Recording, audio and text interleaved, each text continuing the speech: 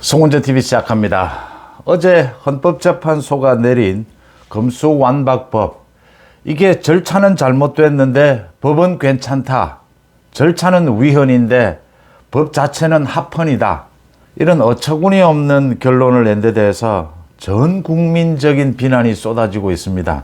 헌법재판소가 헌법을 수호하는 최종 기관인데 이런 헌법재판소가 무슨 의미가 있느냐. 언론에서도 전체 거의 대부분의 언론이 이번 헌법재판소의 이 결론, 판결은 잘못됐다라는 쪽으로 지적을 하고 있습니다. 이게 왜 잘못됐느냐는 헌법재판소의 판결 자체가 스스로 모순을 일으키고 있기 때문입니다. 절차는 위헌인데 잘못됐는데 법은 괜찮다, 이런 판결이 어디에 있느냐라고 하는 겁니다. 이 논리를 가장 중요하게 생각하는 이 재판, 판결에서 이건 다른 것 무엇보다도 이건 말이 안 된다라고 하는 이야기입니다. 이 재판 결과 판결이 굉장히 논리적이어야 하고 앞뒤가 맞아야 되는 것은 이게 정말 정밀하게 앞뒤가 맞는, 그렇지 않으면 그 재판을 받는 사람들, 국민들이 이해를 못하기 때문입니다. 납득을 못하기 때문입니다. 납득이 돼야 되는 것이죠. 왜 이 사람이 죄가 있는지, 왜 이 사람은 죄가 없는지, 이게 정말 선명하고 명료해야 하는 것이죠. 그런데 헌법재판소의 어제 판결문 그것 자체로도 지금 앞뒤 말이 안 맞는 겁니다. 법사위의 그 표결, 심의 표결은 잘못됐다, 위헌이다. 그런데 법 자체는 합헌이다. 이런 어처구니 없는 판결을 어느 국민이 지금 납득을 할 수 있다라는 겁니까? 이게 왜 이렇게 됐느냐. 이번 헌법재판소의 검수완박 법안, 이 위헌 청구가 크게 두 가지가 쟁점이었습니다.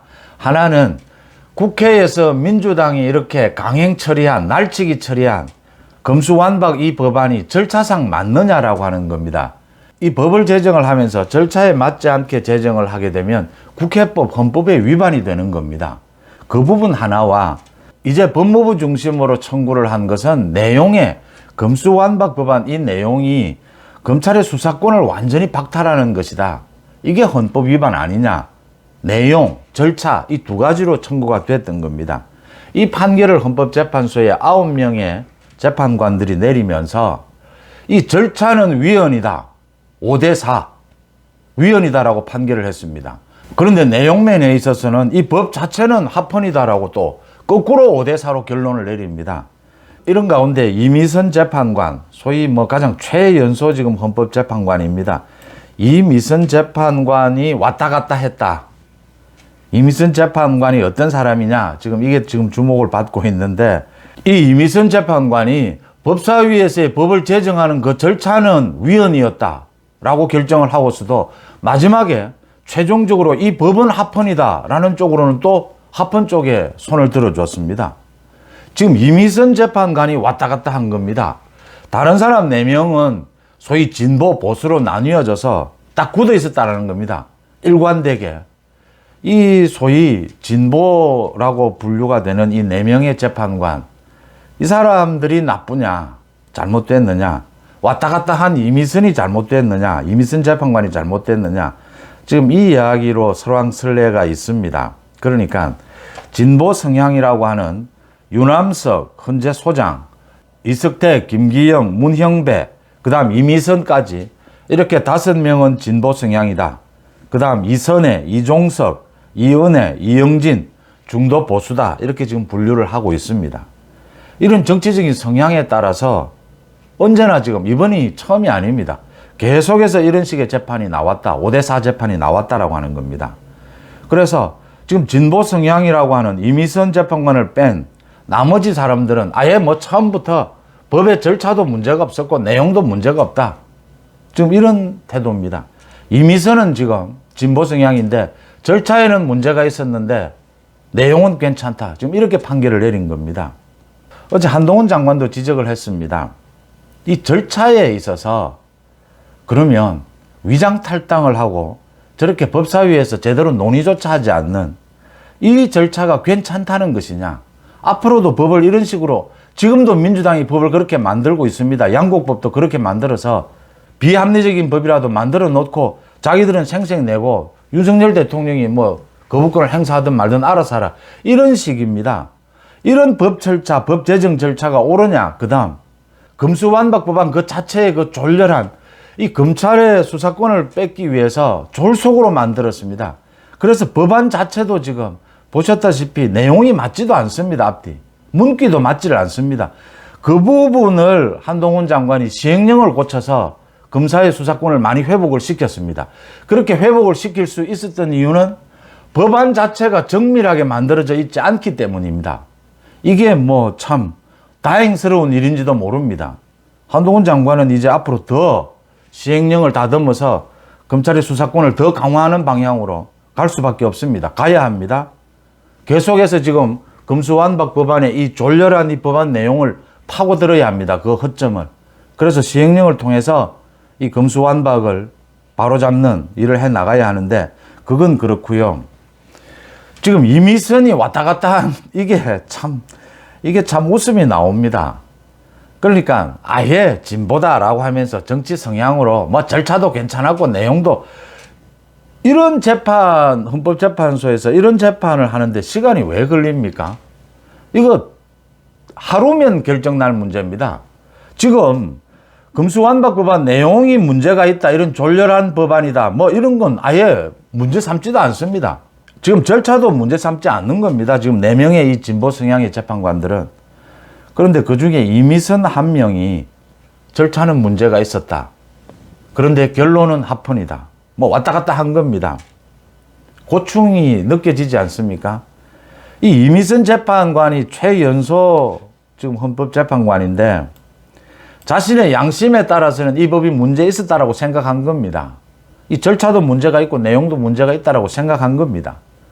그래서 지금 법사위의 이 의결 절차는 문제가 있었다라는 쪽에 손을 들어줬는데 마지막 결론에서는 이미선 잘 기억하시다시피 문재인이 임명한 재판관입니다. 문재인이 임명할 당시에 인사청문회에서 뭐 30억 원이 넘는 남편인 변호사와 함께 주식을 사들였다. 이 주식을 사들이는 과정에서 내부 정보를 취득한 것이 아니냐, 그렇게 해서 논란이 된 적이 있습니다. 이미선 재판관이 왔다 갔다 한 것은 법률가로서의 기본이 안 된 겁니다. 그렇지만 이미선 재판관이 얼마나 고민했는가, 주변의 압박을 받았는가가 느껴지는 대목입니다. 자신은 지금 이게 문제가 있다라고 생각을 했는데, 그래서 절차상 문제가 있다라는 쪽에 손을 들어줬는데 많은 압박, 많은 고심 속에 최종적으로는 합헌이다 쪽으로 손을 들어주는 이런 어처구니 없는, 소위 법률 전문가들이 보면, 법조인들이 보면 황당한 이런 결과를 내게 된 겁니다. 이번에 헌법재판관 2명이 바뀝니다. 이선혜 재판관, 이석태 재판관, 이렇게 두 사람이 이번 달, 다음 달 바뀌는데, 이 바뀌는 사람을 대체할 재판관으로 2명, 김명수 대법원장이 지명을 이미 해놓고 있습니다. 이게 지금 교체가 되는데, 그래서 이번 판결을 앞당긴 것이 아니냐. 지금 바뀌는 두 사람의 이 몫은 김명수가 지명을 하기 때문에, 김명수가 굉장히 뭐 중도 성향으로 지명을 했다라고는 하지만, 김명수가 지명을 하기 때문에 이렇게 앞당긴 것이 금수완박 법안, 저 앞뒤 말이 되지 않는 저 법안을 폐기시키는데 도움이 되지 않겠느냐, 이런 전망들이 나왔는데, 오히려 결과는 이렇게 뭐 어정쩡한, 이게 뭐 무슨 결과인지, 절차는 잘못됐는데 법은 괜찮다, 뭐 이런 식의 결과가, 어처구니 없는 결과가 나왔습니다. 헌법재판관은 9명입니다. 그 중에 3명은 대통령이 추천을 하고, 3명은 국회에서 선출을 하고, 3명은 대법원장이 지명을 합니다. 그래서 9명 모두 임명은 대통령의 이름으로 임명을 하게 됩니다. 참 대법원 지금 재판, 판사의 정치적 성향별로 묻지마 재판이 이루어지고 있다라는 게, 이 문제를 어떻게 바로잡아야 하느냐. 일단 대법원 부분은 김명수 대법원장은 오는 10월 바뀝니다. 그 다음 김명수가 이번에 바뀌는 이 2명의 헌법재판관 그 대체할 인물로 2명을 지명을 했는데, 이건 대법원장 몫이었기 때문에 김명수가 그래도 뭐 중도에 좀 가까운 중도 성향의 재판관을 임용을 했다, 이렇게 평가를 받습니다. 김명수도 압박을 받는 거죠. 어쨌든 김명수는 오는 10월 바뀝니다. 지금 헌법재판관 이번 달 다음 달 2명을 비롯해서 9명이 모두 윤석열 정부 안에서는 다 바뀝니다. 이 임기가 6년입니다. 그래서 모두 바뀌게 됩니다. 천천히 바꿔가야 된다라고 하는 것이고요. 이 대법원, 헌법재판소, 이 판사들의 이 정치적 성향에 따라서 묻지마 재판을 하는 어처구니 없는 국민들의 상식과 전혀 맞지 않는 이런 결과들, 대표적으로 윤미향입니다. 윤미향이 그 정신대 할머니들의 그 등을 친 횡령죄입니다. 횡령 혐의가 인정이 됐습니다. 1심에서 횡령죄가 인정이 됐습니다. 윤미향이 뭐 무죄다 이렇게 이야기하시는 분들도 있는데, 윤미향이 총 1억여 원을 횡령을 했는데 그 중에 1,700만 원만 인정이 됐습니다. 이게 지금 검찰이 수사를 제대로 하지 않았다. 검찰이 엄밀한 수사를 하지 않았다. 그래서 지금 검찰총장이 검찰을 더 보강을 하고 해서 다음 2심부터는 바로 잡겠다라고 하고 있습니다. 이 윤미향의 재판도 어처구니가 없었고 곽상도 재판도 어처구니가 없었습니다. 이 곽상도 재판과 관련해서도 아들이 50억 원을 받은 것, 이게 아버지와 상관이 없다. 김만배를 비롯한 대장동 일당들이 곽상도 아들에게, 곽상도하고 상관없이 곽상도 아들에게 50억 원을 왜 줍니까? 이런 상식에 어긋나는 이런 재판들이 계속 이어지면서 국민들이 사법부에 대한 불신, 헌법재판소에 대한 불신 커지고 있습니다. 커진 게 아니라 뭐 아예 없애라 하는 이야기까지 나오고 있습니다. 참 이 재판관들이 이렇게 4명 나뉘고 이미선 재판관이 왔다 갔다 하면서 이런 황당한 판결을 내놓았는데, 이 지금 진보라고 분류가 되는 이 재판관들이 나쁜 건지 왔다 갔다 한 이 이미선이 나쁜 건지, 정치적인 성향과 관계없이 법원, 최소한 법원, 드러난 증거와 명료한 논리에 의해서 판결을 해야 합니다. 거기에 자신의 개인적인 성향은 좀 뭐 들어가겠지만 누구나 이 증거 앞에서, 명료한 논거 앞에서는 자신 개인의 정치적 성향이 설 자리가 없는 것이, 그게 법의 자리입니다. 왜냐하면 판결은 국민들이 납득을 할 수 있어야 합니다. 그 판결을 받는 피의자가 납득을 할 수 있어야 합니다. 근대국가에 들어와서 이렇게 법이 정치해지고 논리적으로 된 이유는 설득하기 위해서입니다. 설명하기 위해서입니다. 왜 처벌을 해야 되는가?